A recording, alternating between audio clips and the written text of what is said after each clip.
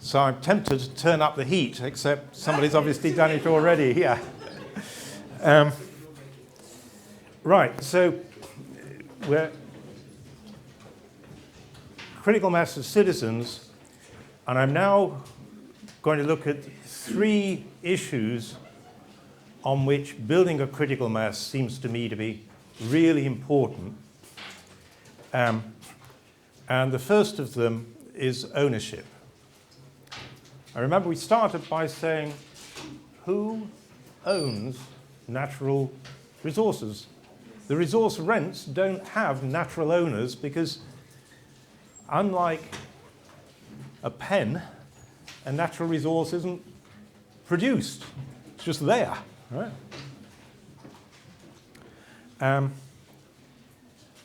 So ownership has to be assigned. That's a social political act, assigning ownership. And you remember what happened when Samuel discovered he was sitting on $100,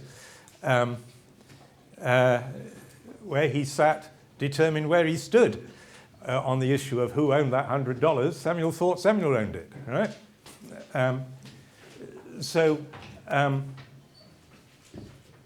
that tells you a pretty obvious psychological trait in people, that people's sense of moral value is to some extent influenced by their own advantage.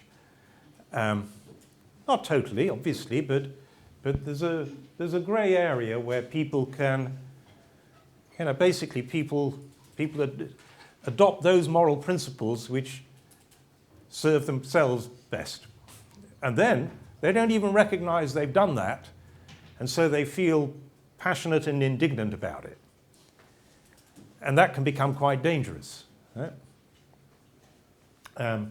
Because natural resources are always discovered somewhere, not everywhere in a country. And so the people sitting atop the resources, they think they're ours, and the people living in the country as a whole think they're ours.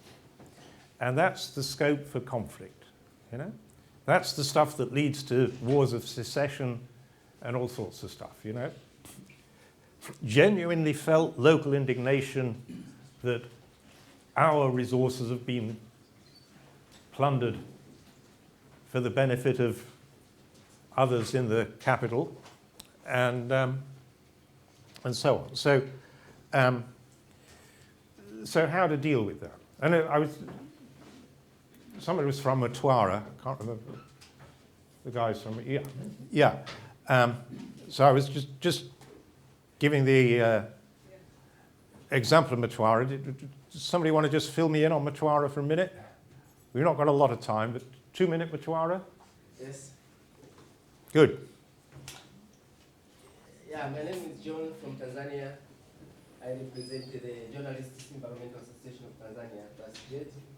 And we are doing some project on the media oversight of the extractive industry. Last 2 years, we had a crisis in Mtwara, because in Mtwara, there's 2 places, one called the Msimbati, where there's the offshore drilling going on the gas. So there was a crisis from the people in Mtwara. They say, this time we don't want this gas to move from Mtwara to go to Dar es Salaam. Dar es Salaam is the capital city of Tanzania. So they said, no, we don't want to see pipelines coming from our region goes to Dar es Salaam. So there was havoc. Houses were burnt, government offices were burnt, government vehicles were burnt. So it was really a crisis.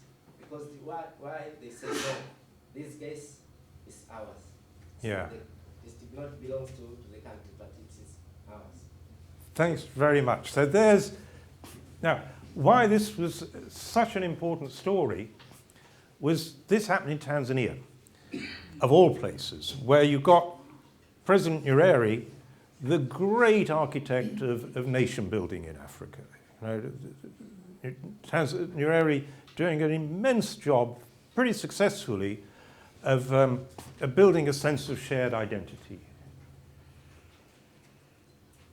Common language, moving civil servants around so they didn't just work in their own area, common education system, whole ethos is pretty successful. There's been research showing how much more unified Tanzanians feel than Kenyans.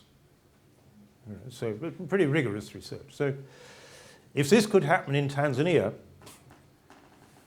and I talked with the very senior Tanzanian ministers just a few months before, and I'd said, you know, careful of ownership, and they'd said very confidently, oh, Tanzania, it's not going to be an issue, thanks to President Nyerere.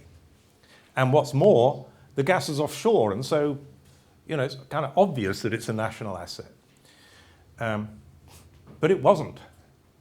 It wasn't obvious to the people where it had been discovered, you know. And the guy who got this really, really right was another African president, Sir Seretse Khama, the first president of Botswana. And he's a great hero of mine because he's going to feature twice in this little next 5 minutes. So here's what he did about ownership. And the key move he made was to do it before they started prospecting.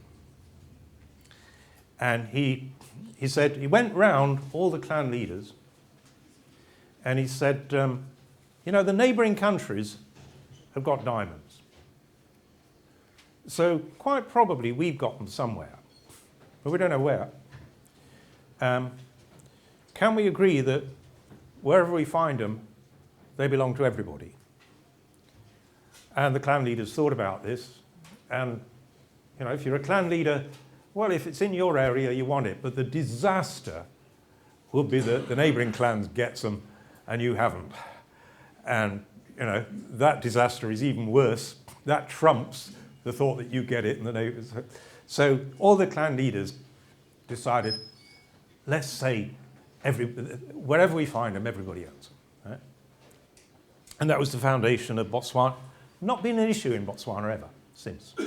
Now, the reason why Sir Seretse Khama was not just a visionary man, but a man of huge integrity, was that he was himself a clan leader, and there was enough geological information coming in to let him know that his own clan had got diamonds.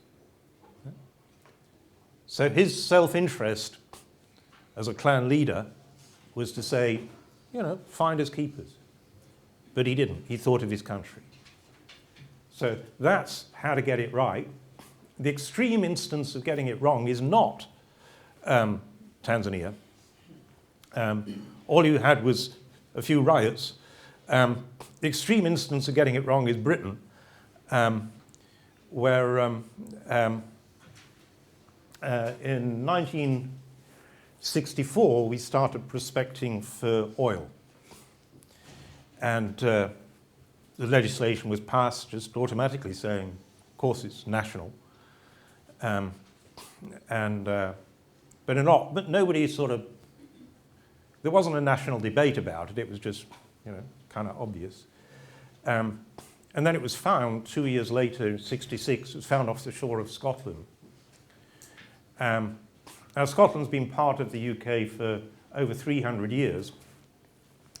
There was a little party, didn't have any members of parliament, called the Scottish Nationalist Party, and it decided this was a great issue. So introduced the slogan, it's Scotland's oil. It's Mtwara's gas, right? It's Scotland's oil. It's now running Scotland. It came within just a few percentage points of the whole of Scotland seceding from the UK, which it probably will do now. There is a country that's more than 300 years old, being broken up. You know, it's a democracy, but being broken up just by the failure to build citizen understanding in advance. If you actually had a national debate and said, we don't know where this oil is. We don't even know whether we've got any, but wherever it is, should we just say it belongs to everybody? People would have concluded exactly what they did in Botswana, right? As you did. It makes sense. If you don't know, why have one billionaire when you can share the stuff, you know? But you have to have that debate in advance. So that's ownership. Next issue, and remember there's a lot of natural resources left underground. That's potential secessionist trouble. Headed off by just having that issue in advance, right? If you really don't have much of a sense of national identity, concede in advance. Just accept that there's going to be sharing. The local will have a share, the national will have a share. Do whatever fits with the strength of national identity. Canada, any Canadian? Canada, yeah. This is where it gets embarrassing, but you know, actually, pretty weak sense of national identity in Canada. They're either one sort or another sort. Sorry about that. And so Canada, you know, basically decided it's not worth trying to force the issue of having it national. Let's allow each region to keep the resources. That's a pretty extreme way of going, but you know, they've given 100% ownership to the regions, really.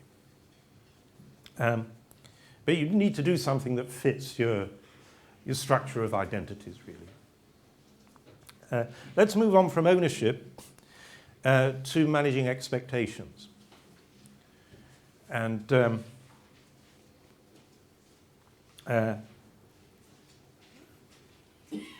Liberia is an example of, I've already given you part of the story. Possible oil offshore. In practice, they haven't found anything. Doesn't look as if they will. But Exxon came in with a signature bonus of $50 million for the right to drill. Right? This created huge excitement in Liberia. You know, you guess how it's reported. $50 million, Exxon, offshore oil. And then people started thinking, where's the money? You know, my life up. And the sequence goes, you know, we're rich. The Matwara thing, you know. And then, but I'm not rich. I don't feel it. So who's got it? You know? It doesn't, in Liberia's case, how would it have been more sensible to report this set of events? First, $50 million. When you report that to very poor people, it just spells rich, you know? What it actually was $12 per person. Right? Nice. Is it changed your life? No. You know. So that's how it needed to be reported, per capita. Numbers that people can get their minds around. That's the basic principle in budgets. Translated into something that a household can understand in terms of its own budget. So scale it sensibly. And then there should have been a whole load of narratives around, it's unlikely that we get any more. Certainly in English, there's a ready narrative here, which is don't count your chickens before they're hatched. Right? A lot of cultures will have something like that. Right? And that's how it ought to have been framed, you know. Not very likely to get it, you know, this chicken's not very likely to hatch. And so we're certainly not going to count it. Right? But meanwhile, we've each got $12. Right? That, if it had been said like that, it might have avoided this whole nightmare sequence of we're rich, we don't need to work anymore, I don't feel rich, therefore they're crooks. You know? And it gets worse than that, because once the resources are discovered, then the companies have an incentive really to exaggerate the find. For one thing, they report the finds in technical language of trillions of cubic feet or billions of barrels or something like that. You know, Tanzania, it was reported, and they're legally required to report to shareholders straight away. So they can't stay secret, but they have to report to shareholders. We have found, N trillion cubic feet of gas offshore Tanzania. Now, no information yet about, is it commercial? At that stage, the companies didn't know, they still don't know. And it quite possibly, the deep water gas probably isn't commercial now. But it still led to an explosion of expectations. You know, trillions of cubic feet get tweeted back as trillions of cubic dollars. And, and that's the psychology where the Mtwara youth said, we're rich, we don't need to work anymore. You know? The politicians also exaggerated. Yes. Opposition politicians, because they were kind of like trying to show how the government has failed, so telling people, you'll be okay, now you'll be rich, you've been ignored for a long time, now you're rich. Yeah. Yeah. So there's some deeply dysfunctional, the default option is quite clear. And so you've got to preempt that with a narrative that resonates but is true. You know? And you've got to be active in that. In the case of Tanzania, I actually asked the Ministry of Energy, you know, what is your communication strategy early on in the process? And, you know, they looked at me as if I was talking Greek. I mean, they didn't have a communication strategy really at that stage. So communications is an absolutely vital part of the successful management of natural resources. First thing you've got to communicate is who owns it. And the second thing is countering the inflated expectations. And then the final thing is this saving and investment issue. And the way I tend to think of that is stewardship. You know, this generation has the privilege of being the stewards of a temporary resource which we are now extracting. It's been there forever. We're taking it out of the ground. It won't be there anymore. We are the stewards of this resource. And we're going to use the resources for the next generation. Right? Now, government officials often say, oh, but ordinary people are just so impatient, they can't wait. You know, they just want jam now. And what I tell them back is that actually ordinary people automatically think long term, because ordinary people have families, they have children. It's governments that have difficulty thinking long term, because whilst people have children, governments have elections. And the typical time for a child is 20 years. The typical time before the next election is 2. And so far from wise governments protecting, being good stewards, protecting from the rapacious demands of citizens, what actually happens is governments trying to basically, you know, sort of buy electoral support quickly by sacrificing the interests of people's children. And so developing a narrative based around a concept analogous to stewardship is a very important way of building a critical mass of people who hold the government to account for a decent rate of saving and investment. You know? So that's building a critical mass of citizens and what it can be used for, the ownership issue, the expectations issue, and the stewardship issue. And finally, let's come to the authorizing environment.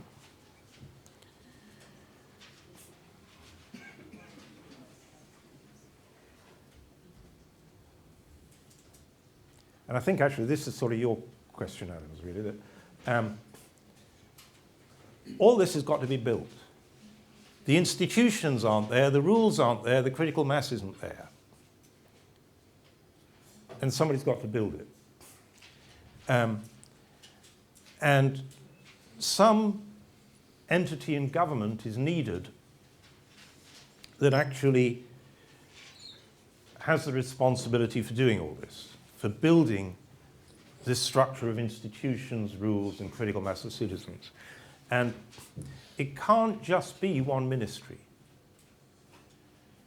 See, the danger with natural resources is that they first come to the door of one ministry.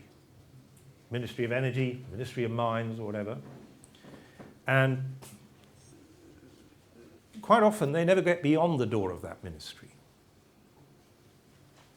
But actually, a lot of these issues are really cross-cutting. They're cross-cutting of government. If you want to have a volatility fund that saves money abroad for a while, the natural place to put that is the central bank. If you're going to have a fiscal savings rule, the obvious place for that is the Ministry of Finance. You know? And so on and so forth. If you're going to do investing in investing, it's going to be some combination of the Ministry of Public Works and the Ministry of Finance, the Ministry of Planning.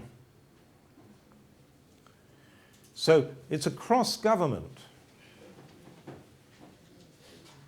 You're concerned about environmental compensation for the local community, it's gone to the Ministry of Environment or the Ministry of Local Government. So somebody's got to be responsible for building specialist institutions across government that meet these functions.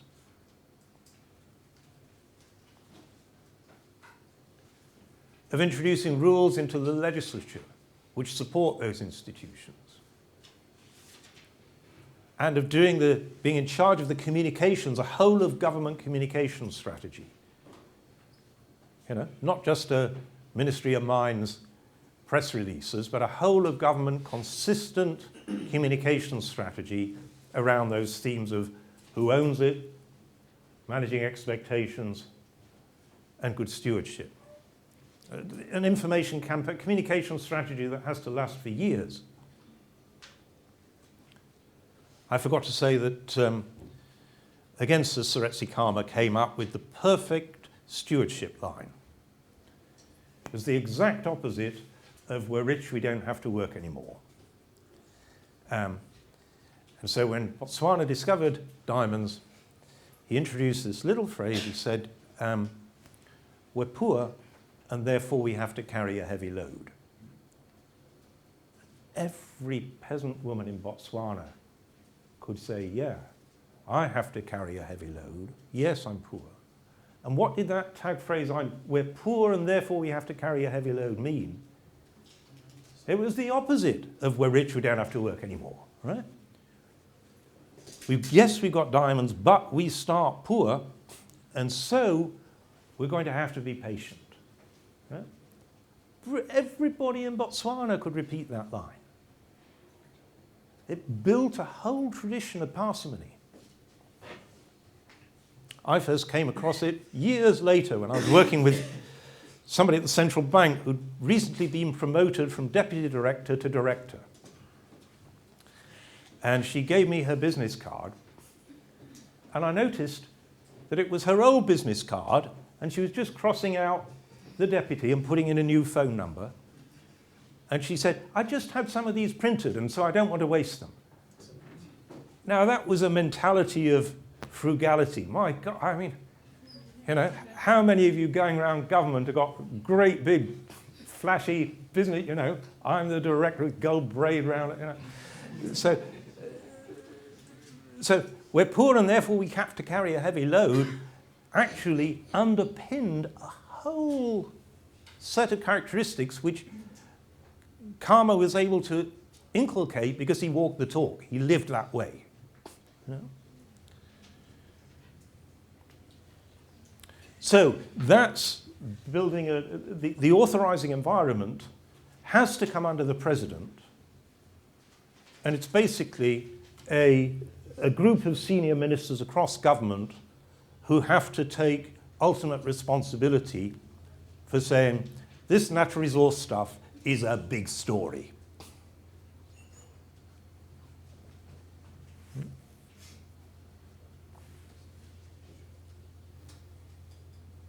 I know, I've got to know President Museveni of Uganda over the years. And when Uganda discovered oil, a couple of years after I met up with him, and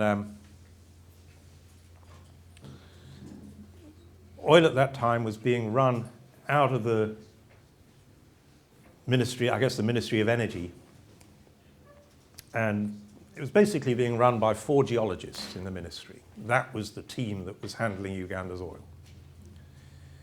And I said, look, Ugandan oil estimated to be about $50 billion of revenue over the years. That's more, much more, than you ever got in aid. And yet you've learned how to do the donor dance to perfection. You built whole ministries around the idea of let's please the donors, let's deal with the donors. You must have got 1,000 civil servants whose core job is service the donors. And here's this vastly bigger opportunity, and you've got 4 geologists running policy. That's the failure to build an authorizing environment. It's not recognizing the nature of the opportunity and the challenge and how you actually need to build a cross-government dedicated team that can then do the job. Right? So we've finished.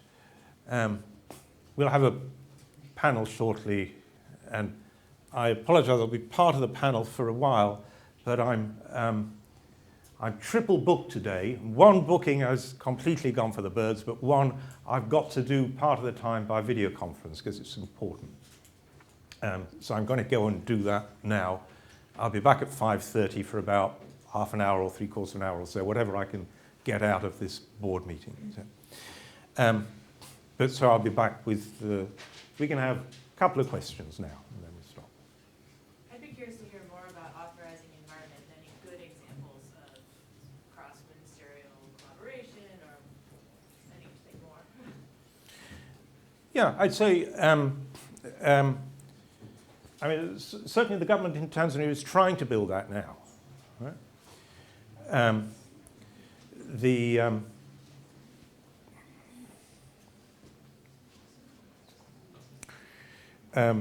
In Nigeria, my friend Ngozi Okonjo-Iweala thought she got that with this. When she came back as finance minister, she managed to get the title coordinating minister for the economy. But I think in reality she wasn't. I think in reality she never had control of the oil. And so I think Nigeria didn't actually manage to build a unified authorizing environment. I think she recognized the need for one, but politically they just weren't there. This is something that the president has to recognize an opportunity and has to rise to.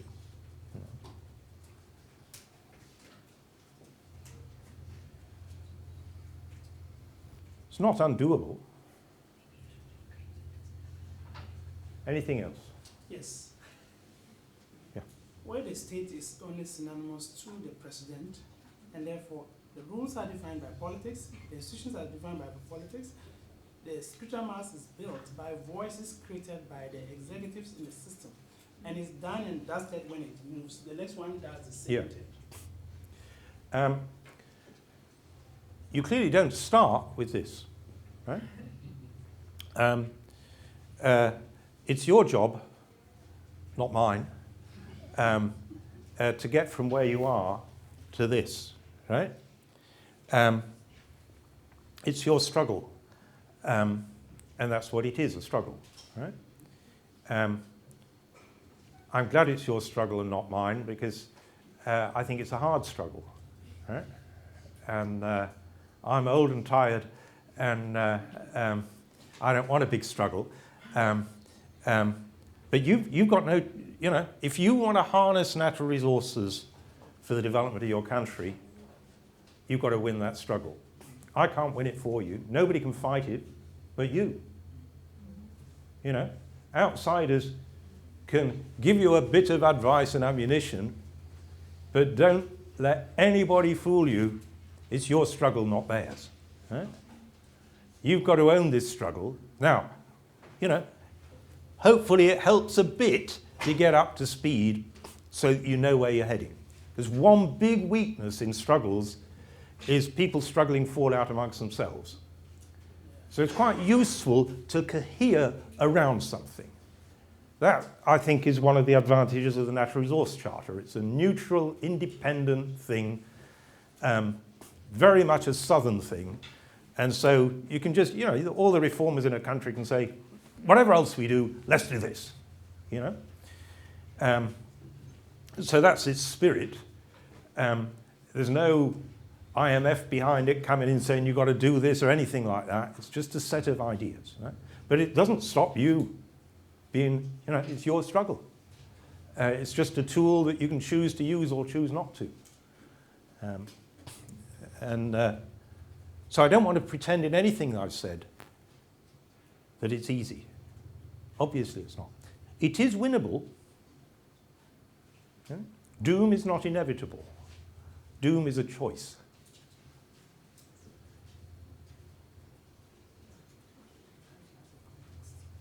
Last one, I think. I would have liked to hear a little more of your experience about the Gulf states, whether there are one or two or three key lessons that the Gulf states can teach the low-income countries, especially in Africa. There are two or three key lessons you can pick up. I'm sort of skeptical whether there's much to learn from the Gulf states, to be honest. I think they're, in a number of respects, they're just so different. One is their politics is totally different. They don't have any politics.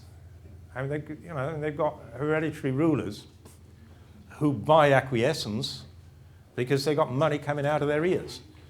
And that really deeply isn't a normal poor country's politics. Secondly, they're postage stamps, so they've no opportunity to absorb much investment domestically.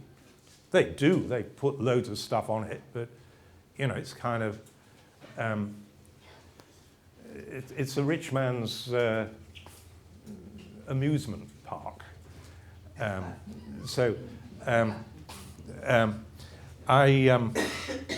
don't think there's much to learn from them, really. And I don't think there's as much as you imagine to learn from Norway or Australia or what have you. I think the problems and challenges of poor countries with valuable resources are pretty distinctive. That's why I've basically gone through the principles. You're kind of on your own,